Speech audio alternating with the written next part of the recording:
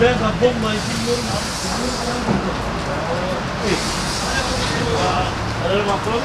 Ben bu işi kimden? Ben kötü. Ramazan'ın malı daha güzel değil mi diyor? İyi tamam. Ne kadar oldu? Bu şekilde ben vallahi ben bırakırım çekerim.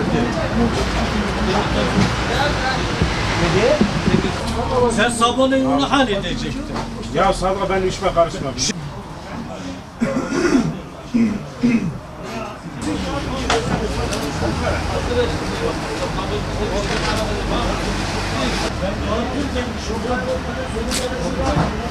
Nerede? Gel abi burada. Oo, yüzümün altı ya bu. Ben de şu an Size bu vereceğim. Sana da mı?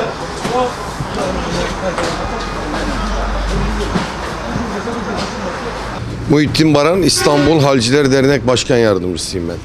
Hem esnaf hem de vatandaşlar fiyat artışlarından şikayetçi. Bunun asıl sebebi nedir? Siz nasıl görüyorsunuz? Bunun en büyük sebebi hava koşulları. Meyve sebze tamamen iklimle, tabiatla üretim yapılır, pazara sunulur. Tamamen arz ve talep dengesi üzerinde piyasalar kurulur.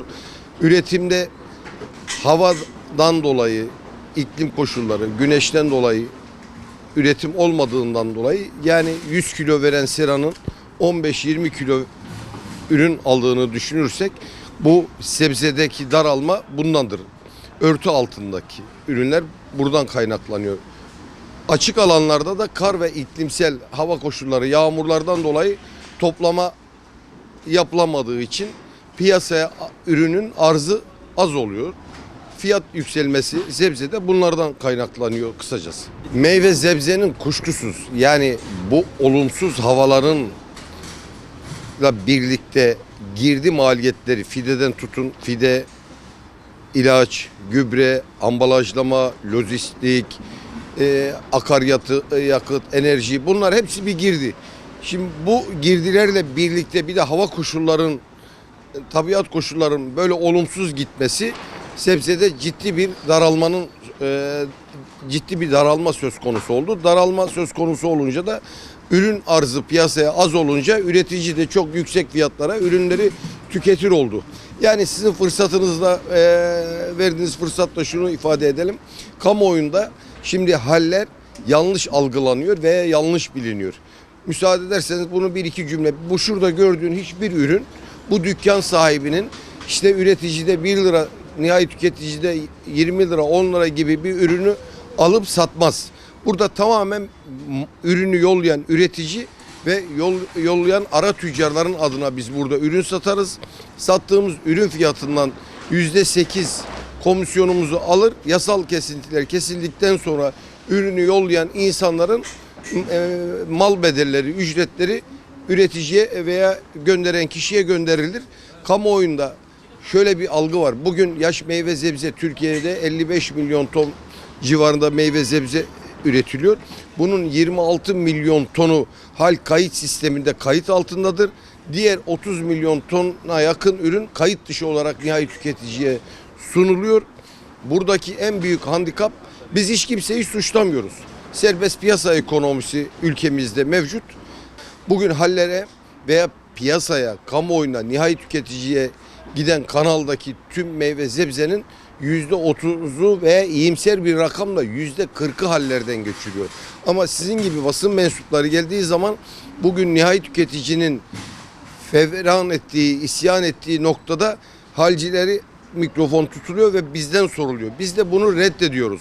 Çünkü %60'ı üretim bölgelerinden ürünler alınarak tezgahlara veya o paydaşlar nihai tüketiciye sunuyor. Ürünlerin Türkiye'de üretilen hal kayıt sistemi içine giren 26 milyon tonun %40'ı hallerden geçiyor.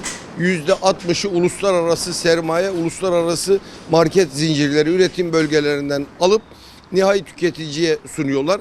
Bugün siz de bir basın mensubusunuz, siz de bir tüketicisiniz. Ben de bir tüketiciyim hal esnafı olarak da.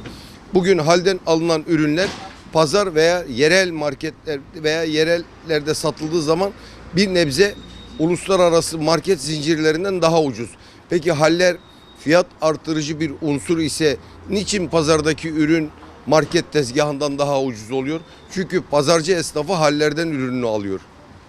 %40 da olsa hallerden alıyor ama diğer uluslararası market zincirleri direkt üretim bölgelerinden ürünlerini alıp tezgahlarına sunuyorlar ve daha evvel tüketiciye %60, %70, %100'e varacak indirimli ürün yedirileceği yerde bugün patlıcanın 20-25 liradan olduğu, salatalığın 17-18 liraya satıldığı bir evreyi konuşuyoruz. Bunun müsebbibi bizler değiliz. Biz üretici temsilcisiyiz. Üretici sahada ürününü üretir. Biz de onlar adına burada malını pazarlarız ve gönderdiği ürünlerin karşılığı olan ücrette garanti altına kanunca alınmıştır. Eski fiyatları bulmak artık zor. Çünkü girdi maliyetleri herkesin artık takdir ettiği veya kabullendiği bir süreçten geçiyoruz. Yani bugün işte fidenin fiyatı, enerjinin fiyatı, mazotun fiyatı, gübrenin, ambalajlamanın, sandıklamanın fiyatlarını baz alırsak olmaz. Ama havaların ısınmasıyla birlikte bir nebze ürün artışı, arzı piyasaya girecek, ürün artacak ama geçmişte olduğumuz ucuzlukta ürünü tüketemeyeceğiz. Bugün 20-25 liraya giden patlıcanın 10 lira bantlarına, 8 lira bantlarına düşeceğini, bir salatalığın 6-7 lira bantlarına düşeceğini tahmin ediyoruz. Ama öyle 1 lira, 2 lira artık bunlar kalmadı. Satışlar çok düştü. Bu ilk baştan şöyle başlıyor. Köylü, çiftçi şu anda en çok muzdarip olduğu bir konu bu plastik sepetler, gübre fiyatları.